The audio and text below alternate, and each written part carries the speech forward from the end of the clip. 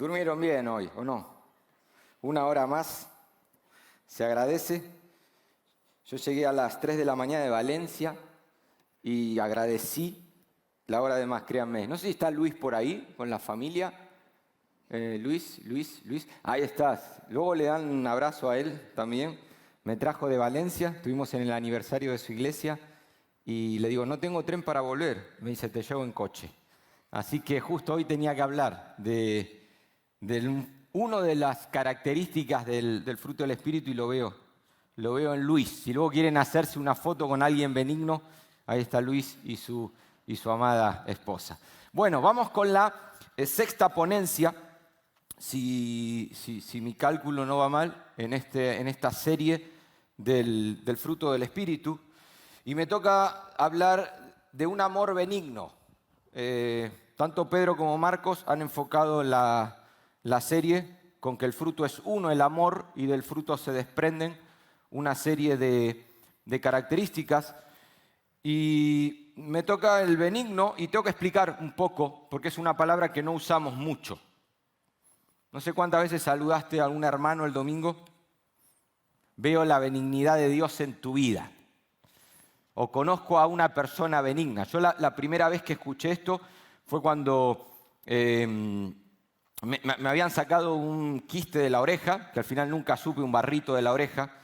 Y cuando salgo de la cirugía le digo al cirujano, le digo, ya está, todo, ya está. No, dice, tenemos que mandar a analizarlo. Y digo, ¿para qué? Y me dice, para ver si es benigno. Y tuve que ir a la Biblia para poder enfocarme un poco en ese concepto. Y luego vi que es un tópico que se usa más en el mundo de la medicina y todo esto que dentro del pueblo cristiano. De hecho, si ven a otra versión de la Biblia, van a encontrar que en lugar de benignidad habla de bondad. Y en esta mañana quiero primero poner una base. Vamos a leer, si quieren, el texto que venimos trabajando en Gálatas 5, 22 y 23. Y luego voy a leer, los de diapositiva me van a ayudar a medida que les voy diciendo. Quiero leer algunos versículos más del mismo contexto. Vamos a llegar hoy hasta Gálatas 6, 5, es la idea.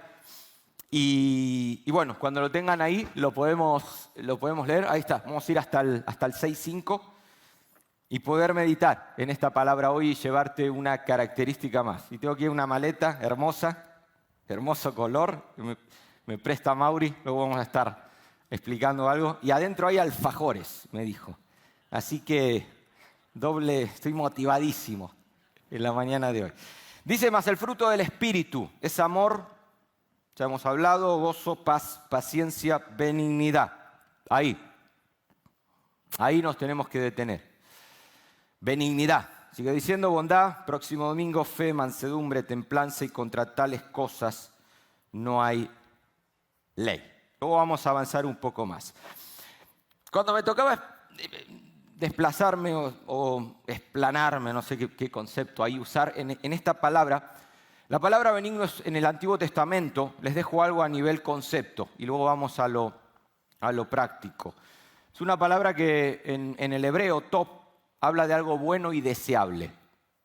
Si buscas este concepto en el Antiguo Testamento, por ejemplo, vas a encontrar que Dios, cuando en el huerto del Edén puso árboles, y todo árbol era bueno para comer, menos uno, pero todos los demás eran buenos. La palabra ahí vendría a ser benigno. O sea, no es un concepto que solo se aplica a personas.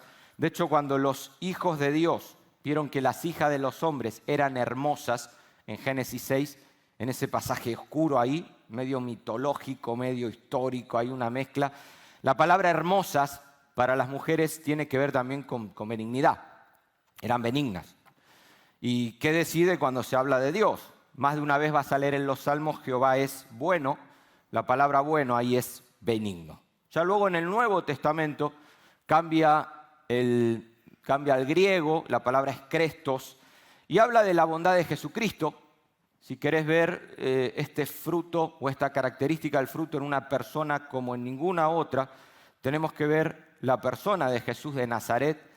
Y también es un concepto que se aplica a nosotros los creyentes y se nos pide, se nos exhorta a que seamos benignos unos con otros. Efesios capítulo 4, verso 32, entre otras cosas. Entonces, yo medio me liaba esta semana con el concepto y dije, voy a ir a la RAE y quiero ver algunos sinónimos de esta palabra. Y traje una lista que si la podemos compartir.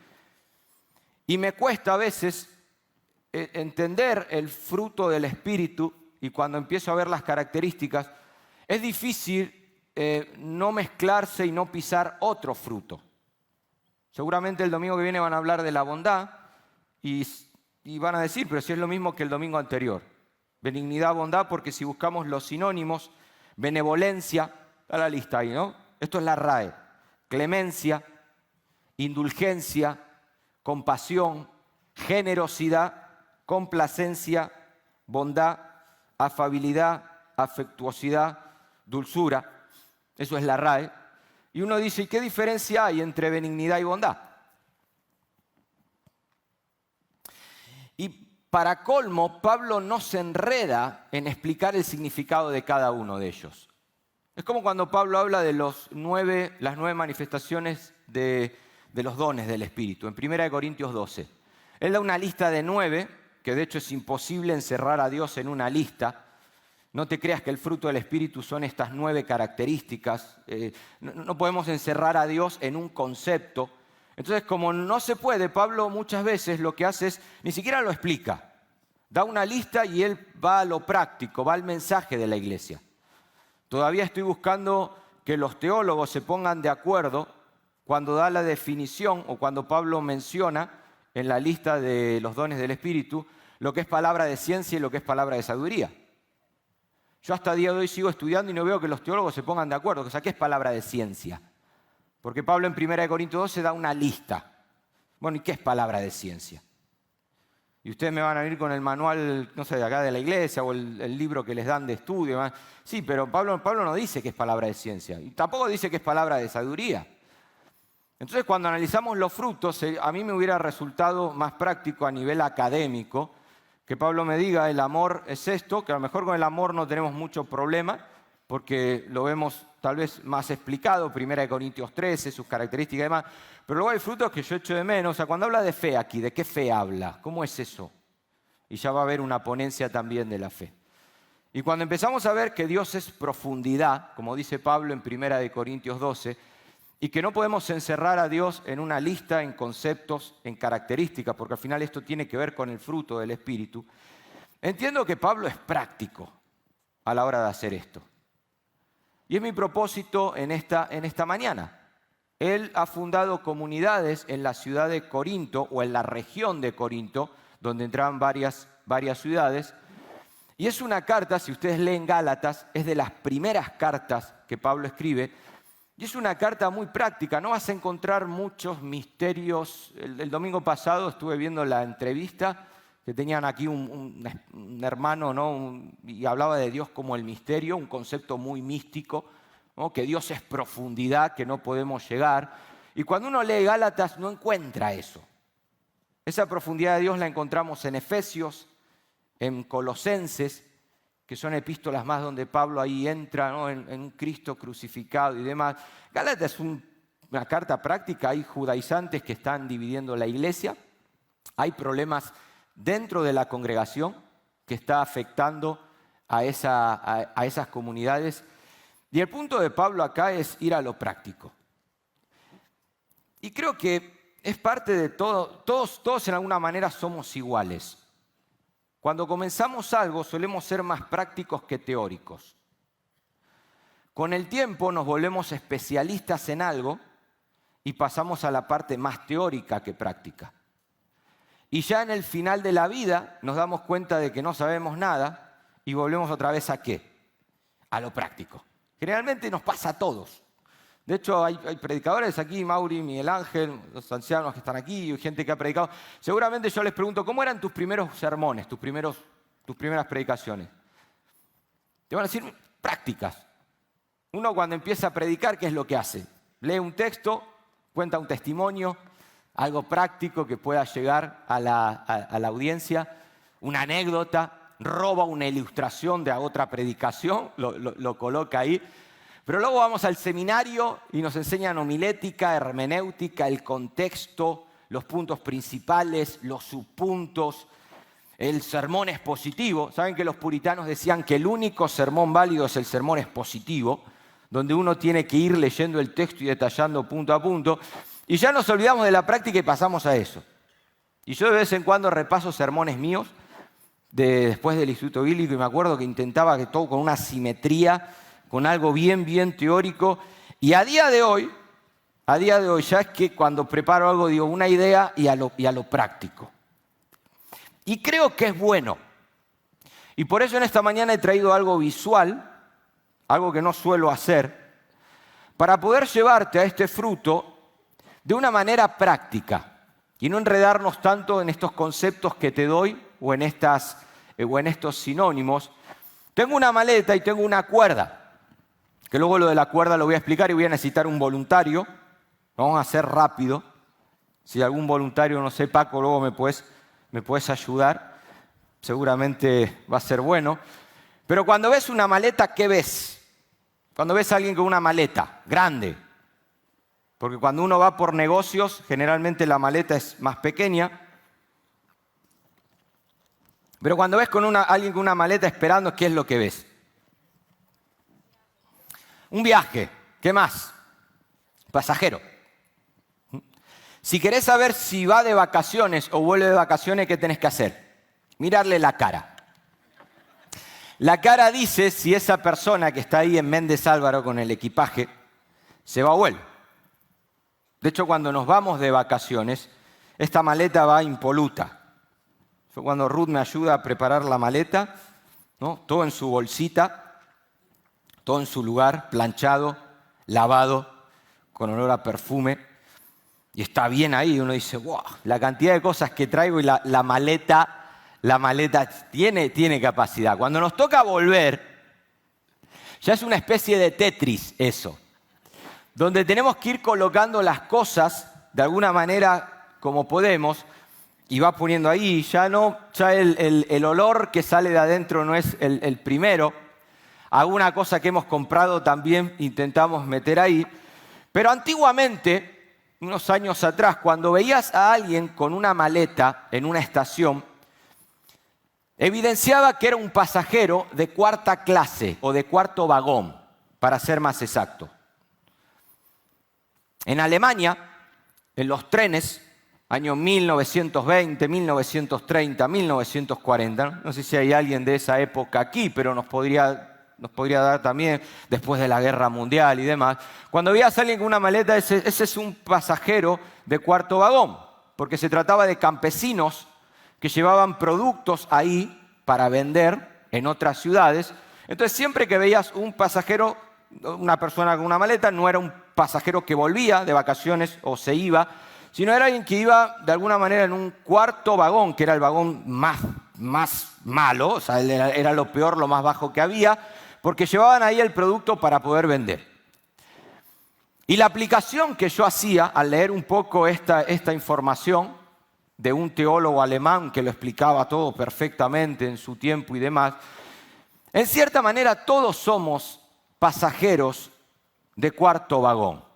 Todos. El problema es que a veces el orgullo, la prepotencia o la ceguera que tenemos no nos permite verlo.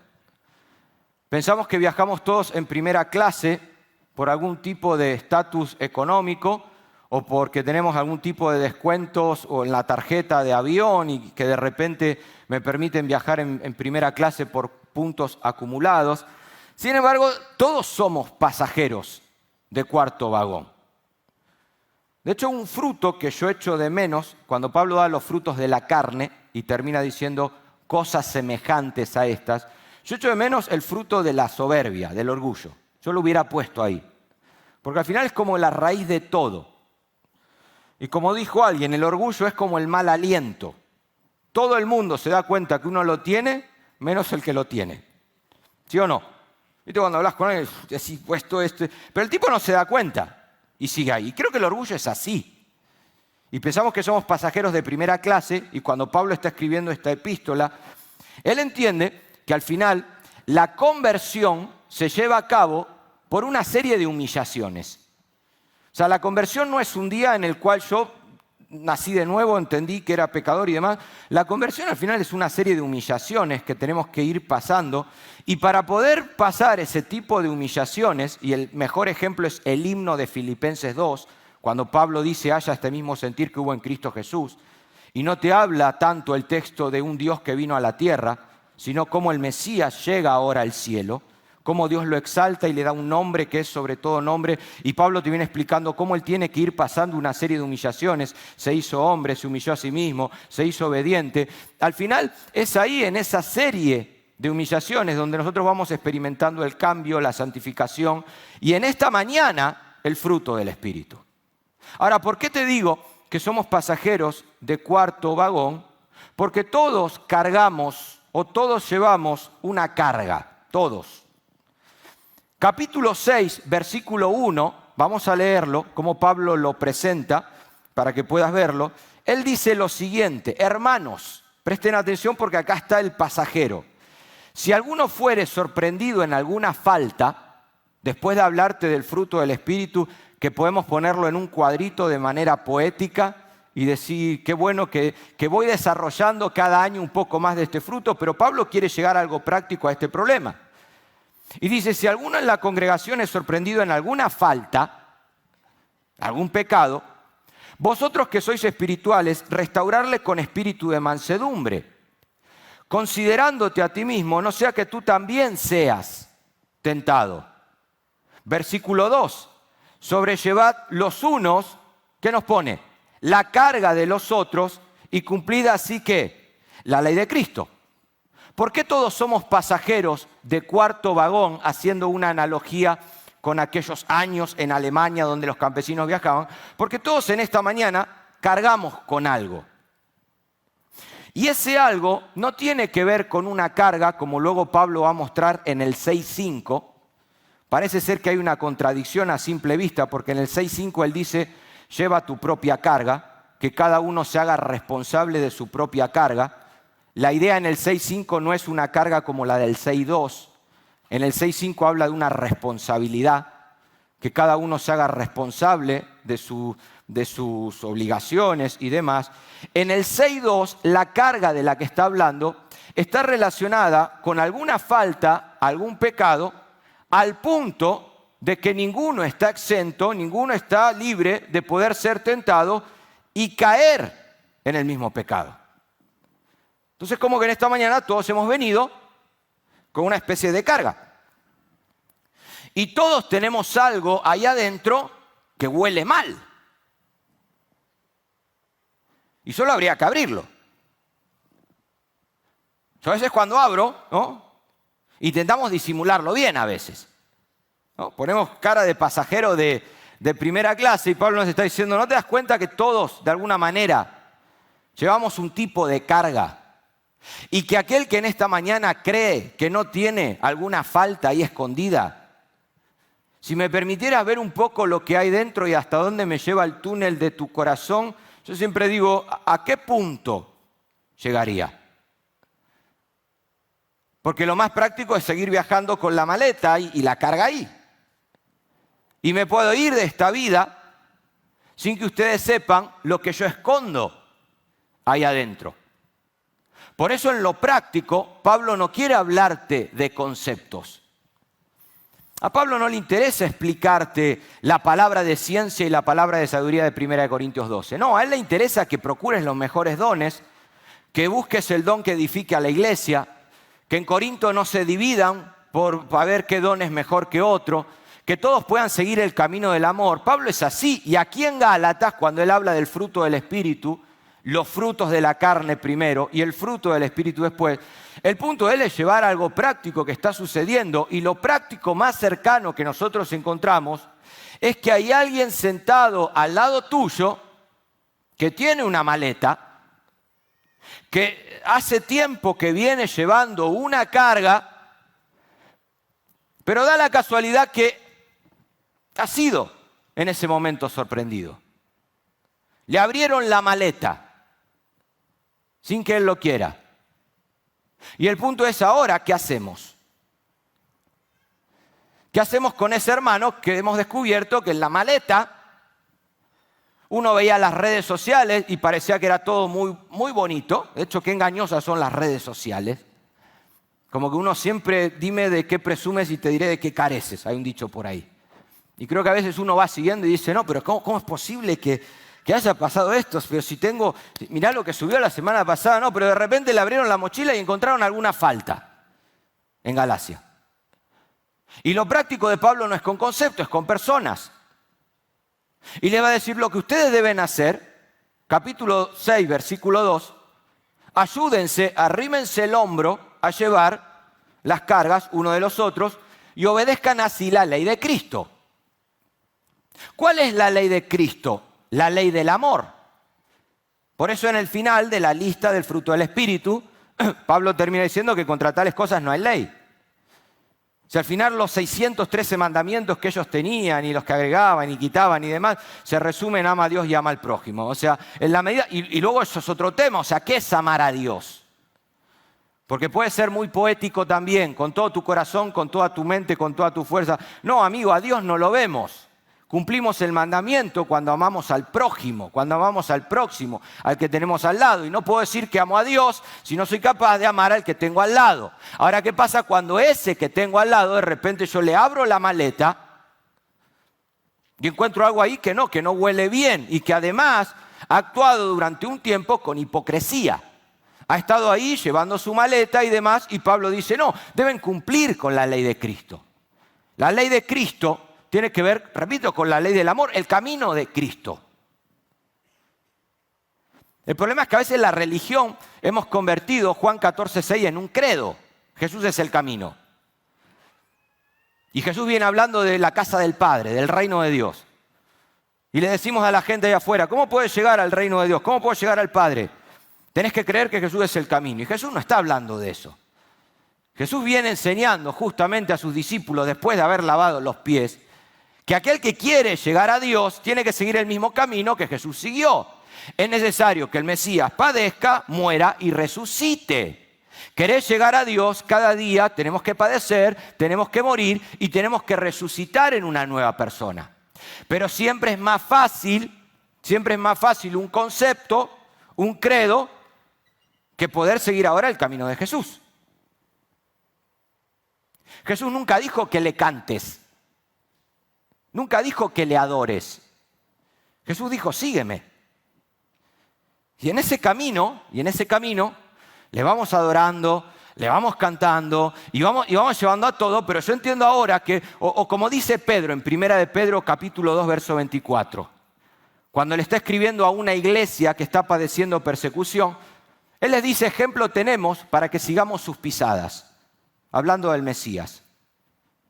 Y una característica que Pedro da en su primera epístola a una iglesia que está siendo perseguida es justamente esto. O sea, ármense del mismo pensamiento. Así como es necesario que el Mesías padezca, muera y resucite, algo que los discípulos no entendían y no entendieron hasta mucho tiempo después, cumplir la ley de Cristo es ver a Jesús como mi ejemplo.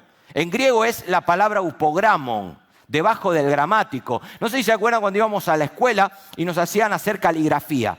Y nos ponían las letras A, B, C, D, y debajo nosotros teníamos que ir copiando la letra A, B, C, D, y así aprendíamos a escribir medianamente bien. Pedro dice, si ustedes están padeciendo, para esto fuimos llamados, porque Cristo padeció por nosotros, dejándonos ejemplo para que sigamos sus pisadas. La palabra ejemplo es el upogramon, es decir, arriba nos deja Jesús A, B, C y D, y si nosotros queremos llegar al Padre, queremos llegar a Dios, queremos entrar en ese reino en plenitud, bueno, ahí tenemos el ejemplo. Entonces, de alguna manera, la invitación de Pablo en esta epístola es que hay un hermano que ha sido descubierto en alguna falta. Hay algo que en su maleta no estaba bien y haciendo una analogía, una aplicación con este pasajero de cuarta clase, Pablo te está llamando a que te conviertas en su mozo de cuerdas o mozo de cordel. No sé si alguno está familiarizado con ese concepto. Un mozo de cuerda. Mozo de cordel. Vení, Paco, si podés. Vamos a llamar a nuestro mozo de cordel. Y he traído una foto, a ver si lo podemos poner y Paco, ¿me podés ayudar a graficar bien esto? Desayunaste, ¿no? Solo ahí. Quiero que veas la foto y vas a intentar, porque el punto en esta mañana es este. Poder convertirnos en un mozo de cordel. ¿Te animás o no? Sí. ¿Sí? ¿Vamos? ¿Sí? A ver. ¿Vas a poder? A ver. ¿Quién era el mozo de cordel? No, tranquilo, tengo la cuerda. El mozo de cordel era una persona que te esperaba en la estación. Ponete un poquito más inclinado. Ahí va a quedar bien para la foto. Es un momento nada más. Era una persona que cuando veía en la estación una persona con equipaje, el mozo de cordel se ofrecía a llevar ese equipaje. Y se llamaba mozo de cuerdo de cordel porque es complicado caminar. Caminar con eso, a ver, sin que se le caiga. Por supuesto, los bultos no eran como ahora. Entonces, ¿qué es lo que se hacía? Vení, caminá hasta acá, caminá hasta acá, caminá hasta acá. Entonces, el mozo de cordel, ¿qué es lo que hacía? Sacaba una cuerda, obviamente no lo voy a atar a Paco, pero lo que hacía era ahora atarse, vamos a poner por acá, atarse la maleta y de esa manera él podía llegar hasta el cuarto vagón, dejaba la maleta en el cuarto vagón, ya podés bajar, y de esa manera el pasajero viajaba en cuarto vagón, pero durante un tiempo él era libre de esa carga. Cuando Pablo está diciendo aquí, arrimen el hombro, encontraste a alguien que tiene en la maleta cosas que no... Bueno, ¿sabés lo que tenés que hacer? En lugar de seguir abriendo la maleta y lavando los trapos sucios delante de toda la congregación, Pablo está diciendo, ustedes tienen que aprender a sobrellevar las cargas los unos de los otros. Así como Jesús vino a ser para nosotros nuestro mozo de cuerdas, aquel que cargó con nuestro equipaje y lo llevó hasta la cruz y en esa cruz lo exhibió públicamente sin avergonzarse por amor a nosotros. Si el fruto del Espíritu es amor, la ley de Cristo tiene que ir en esa misma dirección. Por eso en el capítulo 5, verso 25, en ese famoso texto poético del fruto del Espíritu, Pablo dice, si vivimos por el Espíritu, andemos también por el Espíritu. No te está diciendo que le ayudes a ocultar su pecado. Porque como dice Proverbio, el que encubre su pecado no prospera. Sino que te está diciendo que le ayudes a llevar esa carga con el punto ahora de que esa persona que va cargada y que huele mal, pueda ahora de la misma manera convertirse en un mozo de cuerdas para otro y así la congregación ir naciendo, creciendo y desarrollándose en el fruto del Espíritu. Ustedes me pueden decir, no, Raúl, pero ya Jesús llevó todos mis pecados. Y ya todos mis pecados que estaban ahí quedaron en la cruz, ya quedó todo ahí. Sí, pero de alguna manera yo voy a esa teología de la expiación. Claro que la creo y la predico. Que en la cruz fueron perdonados mis pecados pasados, mis pecados presentes y mis pecados futuros. Y que Primera de Juan capítulo 2 me dice que si tenés pecado no te preocupes, si alguien te acusa hay un abogado que pagó la fianza, que perdonó todos nuestros pecados. Pero si somos sinceros, aún teniendo esa teología y aún viviendo ese perdón de Dios, a veces como que vamos arrastrando cosas que pesan. Y lo vamos escondiendo y lo vamos trabajando de alguna manera. Y lo que Pablo está esperando es que alguien se acerque, que te puedas convertir en un mozo de cuerdas para ese alguien y juntos puedan sobrellevar, no las responsabilidades como el 6.5, sino con esa carga. Porque las personas buenas también resbalan. Y el propio Pablo dice, el que esté firme, el que piense que esté firme, mire que no caiga, el que piense. Porque acá libre no hay ninguno. Y entiendo que en la cruz todo lo que había en mi maleta fue perdonado, fue quitado de en medio. Pero también hay cosas todavía de mi viejo hombre que siguen ahí. Y llevo tiempo tal vez en esta mañana arrastrando. Y de alguna manera lo voy trabajando para que no se vea. pero la sensación está ahí. Es como, yo en una ocasión me acuerdo, me fisuré un dedo jugando al fútbol. Creo que es el izquierdo, sí, el izquierdo. Y el dedo, me acuerdo, me pusieron un yeso hasta aquí arriba, era chico, todo, me pusieron hasta aquí. Y luego el dedo se soldó y demás. Pero cuando hay humedad afuera, cuando hay mucha humedad afuera, como que todavía siento una especie de molestia, como que hay algo ahí que me pincha, que me recuerda. Y el viejo hombre que llevamos dentro, todavía como que sí, que ya fue soldado, perdonado, pero que a veces vienen ciertos climas que nos recuerdan algo ahí. Y necesitamos a veces hasta pedir ayuda. Pedir ayuda para poder sobrellevar la carga que no puedo llevar. O convertirme yo en un mozo de acuerdo para otro que sé que está necesitando de ayuda. En una ocasión Pablo dijo, yo cuando veía la foto esa del hombre con el bulto arriba, Pablo dijo, miserable de mí, ¿quién me librará de este cuerpo de muerte? El apóstol Pablo, Romanos 7:24. Él cargaba un cadáver encima y cuando estudiase el contexto cultural, cuando Roma encontraba a un criminal en el acto, la pena capital que tenía que pagar ese criminal era cargarse el muerto encima. La persona que había matado encima. Y esa era la pena capital que tenía que ir matando. Y claro, el cadáver se iba pudriendo y tarde o temprano el criminal que pagaba esa pena capital terminaba muriendo también. Y Pablo dice, hay como una especie, hay un cuerpo hay un miserable de mí, hay un cuerpo de pecado que estoy cargando encima, hay cosas todavía en mi vida que voy cargando. Gracias doy a Dios por Jesucristo que me libró y me dio la ley del Espíritu de vida y demás, pero como que a veces el muerto se nos vuelve a subir. Y Pablo viene en una carta práctica como Gálatas y nos dice, amados hermanos, tengan cuidado de no caer en la misma tentación. Que seguimos siendo pasajeros de cuarto vagón. Que el Padre Nuestro nos recuerda ya al final, cuando estamos llegando al final de la oración, no permitas que caigamos en tentación, sino que guárdanos del malo. Guárdanos del malo, del viejo hombre que todavía tenemos dentro y que nos tienta y nos seduce. Y lo que Pablo quiere en Gálatas no es exhibir a nadie públicamente, sino lo que vemos primero es un llamado a la restauración. Él quiere llegar ahí.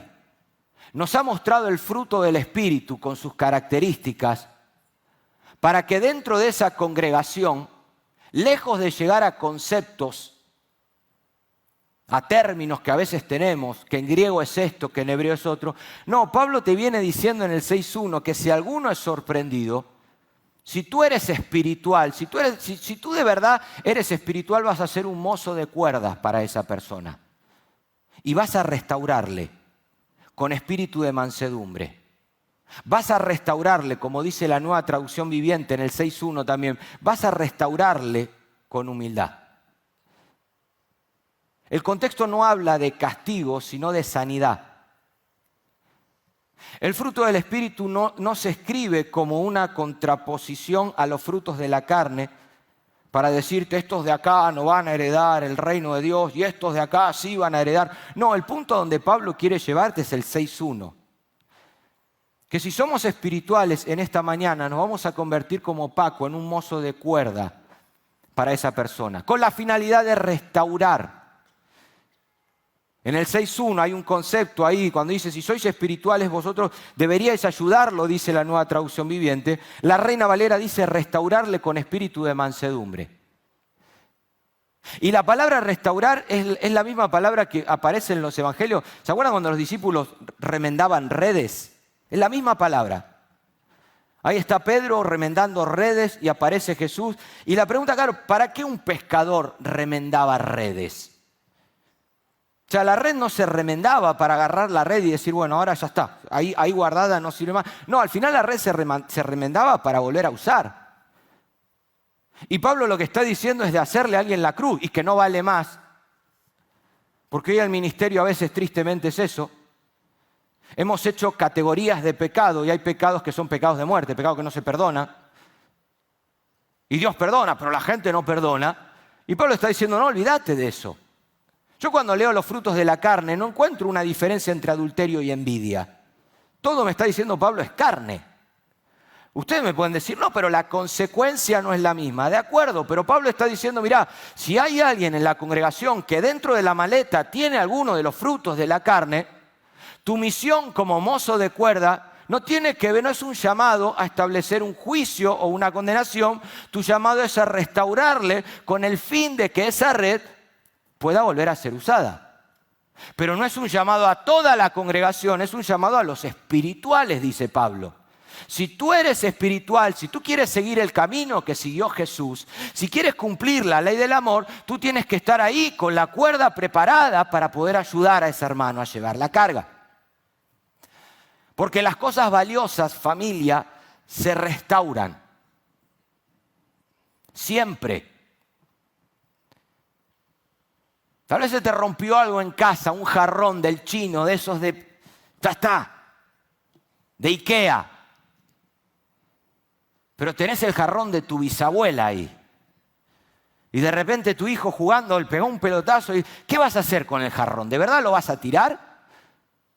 ¿O vas a intentar la manera ahora de restaurarlo? Porque eso tiene un valor. No lo vas a guardar. Me acuerdo cuando estuvimos en Roma con mi esposa de luna de miel en la Capilla Sixtina. Íbamos para todos lados corriendo. Yo quería hacer fotos de todo. Y quería llegar a la Piedad de Miguel Ángel, la Piedad de Miguel Ángel, la Piedad de Miguel Ángel. Creo que es la Piedad o el Moisés, no recuerdo ahora. El Moisés creo que está en Florencia, ¿no? Los que viajaron, creo que es la Piedad, la Piedad. Yo quería llegar a la Piedad de Miguel Ángel, la Piedad de Miguel Ángel, y llegué a la Piedad de Miguel Ángel. Y llego ahí y digo, eso es la Piedad de Miguel Ángel, que me la habían vendido a mí en los libros del instituto, me acuerdo. Digo. Y me acuerdo que había gente que pasaba y se echaba, no había selfie, se echaba la foto ahí con la Piedad de Miguel Ángel y seguía. Pero luego te encontrabas otras personas así. Y podían pasar los minutos y la persona seguía así. Entonces te dabas cuenta quién era un turista de foto y quién era un especialista en bellas artes. Ahí te das cuenta. Yo fui a la foto, pero me llamaba la atención esa persona. Ahora, te aseguro que si vas y le preguntás al turista, ¿qué pasa si la Piedad de Miguel Ángel se rompe? De hecho, hubo un loco una vez por ahí, creo que entró y le sacó un pedazo de mano, no me acuerdo bien. Salió en las noticias. El turista te va a decir, pues traen otra. Se rompe, se trae otra. Pero eso es fácil. Si esto al final es un poco de mármol, con una forma. Ahora, preguntarle lo mismo al especialista en bellas artes. ¿Qué pasa si la piedad se rompe? ¿Sabes lo que te va a decir? Se restaura. Porque Miguel Ángel hubo uno. Porque la piedad de Miguel Ángel es una. Es un poco la idea donde Pablo quiere llevar a esta congregación de Galacia. Que el hermano que has encontrado en alguna falta es uno. Que su creador es uno. Que sus huellas dactilares nos dicen que es uno. Que esto no es cuestión de números, que bueno, que si el hermano ya no está, pues seguramente hay otros 15 detrás esperando para poder llevar a cabo el ministerio o la obra, el servicio que estaba llevando a cabo. Y Pablo dice, no, si lo encontrás tenés que ser como ese cirujano que estirpa el tumor, como ese fisio que vuelve a colocar el hombro. Yo me saqué el hombro 2 veces jugando al fútbol y a mí no me pusieron un hombro nuevo. ¿Dónde vas con el fisio? ¿Qué es lo que hace? El fisio viene y te lo coloca. Y Pablo nos está llevando, es un llamado a dejar de juzgar la paja en el ojo ajeno, muy parecida a las palabras de Mateo capítulo 7, versículo 1. Yo sé que el yihadista de la fe va a venir con la Biblia y te va a decir, no, hay que juzgar con justo juicio. Sí, pero tenés que entender todo dentro de un propósito, donde aún en el capítulo 6, versículo 3, no sé si lo podemos poner, se los leo primero en la Nueva Traducción Viviente. El apóstol Pablo dice, si crees que eres demasiado importante para ayudar a alguien, solo te engañas a ti mismo, no eres tan importante. La Reina Valera dice, si alguno se cree ser alguien, a sí mismo se engaña. O sea, si te crees demasiado importante para poder ayudar a alguien que está con esa maleta, con esa carga, ¿no te das cuenta que te estás engañando a ti mismo? Sino lo que hay que hacer, capítulo 6, versículo 4, que cada uno someta a prueba ¿qué? su propia prueba. Es decir, examina tu maleta primero y entonces tendrás motivo de gloriarte solo respecto de sí mismo y no en otro. En otras palabras, Pablo te está diciendo no te creas superior a ese hermano. Él te viene diciendo que cualquiera puede ser tentado en el mismo punto, pero si realmente sos espiritual, no te conviertas en el fariseo que en el templo intentaba sentirse de alguna manera superior al otro publicano para poder ahora avalar toda la carga que llevaba en su maleta. Y creo que a veces nos pasa lo mismo. La manera de seguir llevando nuestra maleta ahí escondida con nuestras faltas, errores y demás es mirando siempre, no, pero seguramente hay otro que es peor que uno. Entonces de esa manera vamos teniendo una congregación en Galacia donde cada uno tiene su maleta con su carga, con su pecado, pero no hay nadie en esa congregación que canta y adora a Dios que sea capaz ahora de convertirse en un mozo de cuerda para el que está al lado. Y el llamado de Pablo, familia, va en esa dirección. A dejar de comer del árbol de la ciencia del bien y el mal y comer un poco más del árbol de la vida. Porque al final comer del árbol de la ciencia y del bien y el mal, uno dice, es tan actual ese texto de Génesis, es tan actual. El hecho de querer comer de algo para decir lo que está bien y lo que está mal. Y continuamente nos sentimos en esa superioridad de juzgar lo que está bien y lo que está mal. Cuando el mandamiento en Génesis es a comer del árbol de la vida. En participar ahora del Espíritu, de la ley del Espíritu que da vida, que nos vivifica. Jesús vino a quitar de en medio todas aquellas cosas que estaban bien, pero que no traían vida. Y había cosas que estaban bien. Lavamiento de jarros, lavamiento de manos, esto. Y uno podía decir, pero Jesús, ¿por qué no venís tirando todo eso si eso está bien? Sí, amigo, pero no trae vida. Y todo aquello que no trae vida es fruto del árbol de la ciencia del bien y el mal. Y Pablo de alguna manera nos está invitando. ¿Sabes qué es el fruto del Espíritu? Que vuelvo a repetir, puedes resumirlo en amor con muchas características. Podés entender que el fruto del Espíritu es el carácter de Dios en todo ser humano que tiene que ser desarrollado. Podés entender el fruto del Espíritu como el Espíritu Santo dentro de uno llevando a cabo una obra. Pero si al final no somos capaces de llegar a lo práctico, entonces ¿de qué árbol en esta mañana estoy comiendo? Y el desafío que traigo es que el fruto del Espíritu es benignidad ¿con quién? ¿Con quién? Con todo aquel que es sorprendido en alguna falta. Porque seguro que conoces a alguien. Y si sos el de la maleta, me gustaría convertirme en un mozo de cuerda para ti. Y conozco mis limitaciones a la hora de tratar estos problemas. Las conozco. A veces me están hablando de algo y yo estoy en otro mundo, en otra ciudad.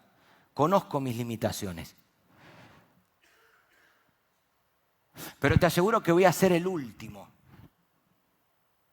El último en tirar la piedra, el último. Porque si algo me ha enseñado la vida cristiana, ya tengo 45 años, no voy a hablar aquí como una persona, me estoy a punto de irme, no, pero si hay algo que he aprendido, es que cuando creo que estoy ahí con el cuaderno anotando, árbol de la ciencia del bien y el mal, lo que se debe hacer bien, lo que se debe hacer mejor, me da la sensación que si Jesús aparecería y diría, bueno, pero que esté libre de pecado, que sea el primero en arrojar la piedra, yo te aseguro que me voy a poner el último. Y lo último que vas a encontrar en mí, a día de hoy, hablo a día de hoy, no hablo del Raúl de 30, 35 años, a lo mejor ese es otro Raúl, pero a día de hoy lo que vas a encontrar es, y creo que es lo que necesitas encontrar todo aquel que lleva esa maleta, es unos ojos que no te juzguen. A veces eso es todo. Es la mirada de Jesús con Pedro en el patio de Caifás. Cuando Pedro sabía que su maleta peor ya no podía estar. Es decir, todo lo que me vino diciendo este hombre al final se cumplió. Y Jesús volteando, algo que el evangelista recalca ahí, Jesús volteando con Pedro en la en el patio de Caifás, y lejos de emitir un juicio, te lo había dicho. Si hasta yo te puse de sobrenombre piedra, que eres un piedra en mi camino. Lejos de eso, Jesús, es la mirada. La mirada del hermano que no te condena y que de alguna manera lo ves con una cuerda. Para poder decirte, préstame un rato tu maleta, vamos juntos hasta el cuarto vagón, porque yo también tengo la mía, y te voy a demostrar que si hay una característica en el reino de Dios que nos tendría que diferenciar de otras religiones, es el poder ayudarnos a arrimar el hombro y aprender a llevar esas faltas los unos de los otros. Y luego me podés dar una clase sobre eclesiología y sobre lo que es la iglesia y los ministros de la iglesia. El otro día, y voy cerrando con esto, me llamaba un amigo de Argentina, creo que fue esta semana, y hablábamos así un poco de fútbol y demás, y luego me dice, tenés que mandarme material, me decía así, sobre cómo la iglesia se fue desarrollando en el primer siglo, desde los evangelios hasta Apocalipsis, porque estamos trabajando en una materia eclesiología, el estudio de la iglesia. Y me decía, ¿tenés algo de material? Y yo decía, ¿pero qué necesitas exactamente? Y mientras que estábamos hablando, le entra a él una llamada por el fijo. Él está en Argentina, estábamos hablando por WhatsApp. Él responde a la llamada del fijo de su teléfono. Yo no sabía que esto se podía. Pero resulta que yo ahora por WhatsApp estoy escuchando lo que él está hablando por la llamada del fijo. ¿Se entiende lo que estoy diciendo, no? O sea, yo estaba hablando por WhatsApp, pero él ahora le entra una llamada y me dice, Raúl, perdona un momento, y empieza a hablar con la otra persona y no se dio cuenta que no había colgado conmigo. Y yo por curioso seguí escuchando. Porque además el que hablaba es bien rosarino, bien de allá. A mí yo es que como decía, esto... Claudio, que no sé qué, y hablando así. Y de repente, claro, era un chico que iba a la iglesia y había dejado de ir. Tuve como 10, 15 minutos de conversación ahí escuchando. Porque, no, créanme que llegó un momento que ya no era curiosidad. Ya era este tipo me está predicando a mí, ya con esto, con lo que está hablando por teléfono me está predicando a mí. ¿Qué iglesia? ¿Qué trabajo de iglesia del primer siglo? Mientras esta persona le contaba su problema, que estaba enojada con la esposa, porque la esposa canta en la iglesia, pero luego no sé qué cosa había hecho, y que me siento abandonado por Dios, que siento que las promesas que me han dado en la iglesia no se han cumplido. Y le empezaba a citar versículos a mi amigo, porque este texto dice, clama a mí, yo te responderé, y no sé qué, y yo he clamado. Y mi amigo con una paciencia y un amor escuchando, y cada tanto le tiraba, bueno, Andrés, pero vos sabés que no estás bien con Dios. Pero el otro seguía desahogándose, bueno, Andrés, pero vos sabés que el cambio tiene que empezar por vos y demás. En ningún momento jugando 10, 15 minutos y mi amigo colgó, el WhatsApp siguió abierto y se ve que, no sé, a los 5 o 10 minutos lo colgó. O sea, no sé qué pasó, llegó a la casa todo. Y yo al día siguiente le mando el mensaje, le digo, cabezón, ¿pero qué me estás pidiendo? Un trabajo teórico de cómo la iglesia... ¿No te das cuenta que lo que acabas de hacer es iglesia? ¿Qué me estás pidiendo? Entonces en esta mañana, Iglesia Salem,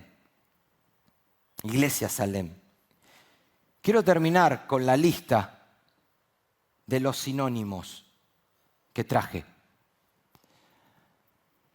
Y mi oración es que como iglesia podamos aprender a producir estas características, aprender a producir, porque al final no es algo nuestro, es algo que Dios va haciendo. Pero créeme que a veces todo empieza con una decisión de hacerlo. Y de que como mi amigo se convirtió en un mozo de cuerda en esa llamada, que como Jesús se convirtió en nuestro mozo de cuerdas, poder desarrollar estas características, y mi oración es la siguiente. Si los músicos quieren pasar para ya poder cerrar, yo leo la lista, les dejo el principio y Mauri termina. Pero oro, para que el Espíritu nos dé la benevolencia de Juan hacia los destinatarios de su primera carta. La clemencia de David al aplicar la justicia con el rey Saúl. La indulgencia de José cuando pudo vengarse de sus hermanos. La compasión de Jesús al ver las multitudes como ovejas sin pastor. La generosidad de Abraham al repartir las tierras con su sobrino Lot. La complacencia de Pablo con su tan pronunciado aguijón. La bondad de aquel padre en la parábola que salió a buscar al hijo que se había perdido. La afabilidad de Bernabé al abrirle camino al tan temido Saulo de Tarso. La afectuosidad de Pedro ante las autoridades romanas que tanto daño estaban haciendo en las comunidades cristianas. La dulzura de Ezequiel, esa dulzura que experimentó al comer de aquel rollo de libro antes de pronunciar un oráculo. Mi oración con este sexto fruto de la benignidad es tomarnos de la mano y todos con nuestra maleta, que créeme que... Y hay meses más pesadas que otros, ¿sí o no? Hay meses como que poder identificar lo que hay adentro y caminar juntos por el camino más excelente. En esa lista de dones del Espíritu, Pablo, ¿a dónde te quiere llevar? Pero el camino más excelente. ¿Y cuál es el camino más excelente? El del amor, es del fruto. ¿Y pero qué es el fruto? Y Pablo te dice, pero el fruto del amor es benigno, es paciente. Es como que entre una lista y otra lista hay una conexión más práctica que teórica. Más práctica que teórica. Que Pablo no nos está dando una clase de dones y ministerios. Que Pablo está viendo que el camino de Cristo a lo mejor quedó olvidado en los evangelios.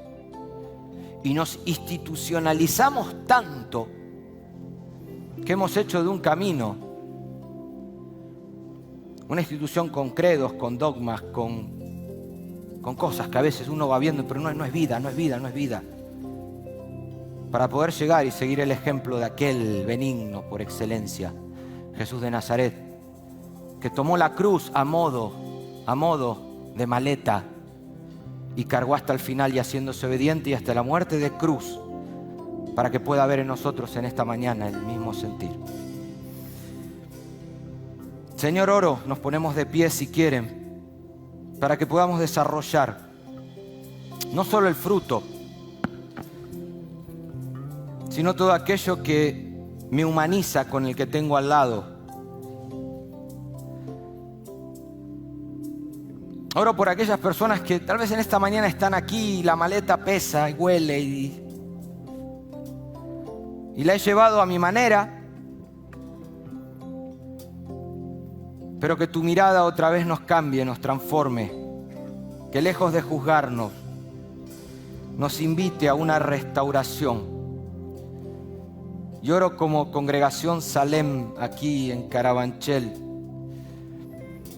que si hay algo que nos pueda distinguir de otros, es este camino, el más excelente, es el fruto, el más benigno, es Jesús.